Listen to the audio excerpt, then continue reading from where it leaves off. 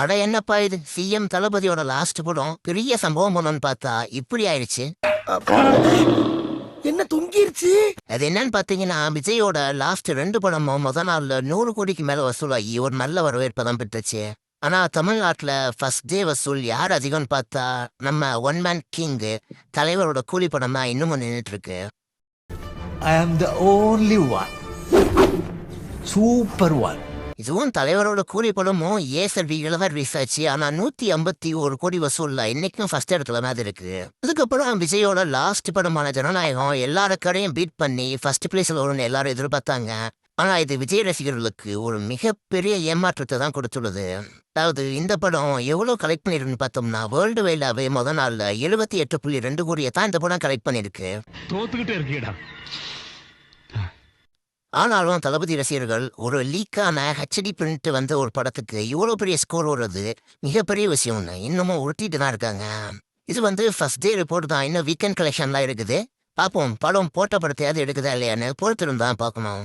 ஆனாலும் இந்த படம் வர்றதுக்கு முன்னாடியே கரூர் சம்பவத்தை பற்றி நிறைய நியூஸ் வந்துச்சு. கரூர் சம்பவமே இந்த படத்துக்கான ஷூட்டிங் தான் நிறைய பேர் சொன்னாங்க. அப்போ கூட நான் அதை நம்பல. ஆனா இப்ப நடந்த சட்டப்பேரவையில ஸ்டாலின் பண்ணதை ரீக்ரியேட் பண்ணி விஜய் ஒன்று போட்டிருப்பாரு. அது அப்படியே இந்த ஸ்க்ரீன்ல வர்றப்ப எனக்கு என்னமோ அதுவும் இந்த படத்துக்கான ஸ்கிரிப்ட் தானே தோணுது. நீங்க என்ன நினைக்கிறீங்க? கமெண்ட்ல சொல்லுங்க. அட என்னப்பா இது சிஎம் தளபதியோட லாஸ்ட் படம் பெரிய சம்பவம் பண்ணணும்னு பார்த்தா இப்படி ஆயிடுச்சு. என்ன தொங்கிருச்சு? அது என்னன்னு பாத்தீங்கன்னா விஜயோட லாஸ்ட் 2 படமும் முத நாள்ல 100 கோடிக்கு மேல வசூலாகி ஒரு நல்ல வரவேற்பை தான் பெற்றுச்சு. ஆனா தமிழ்நாட்டுல ஃபர்ஸ்ட் டே வசூல் யார் அதிகம்னு பார்த்தா நம்ம ஒன் மேன் கிங் தலைவரோட கூலி படம் தான் இன்னமும் நின்றுட்டு இருக்கு.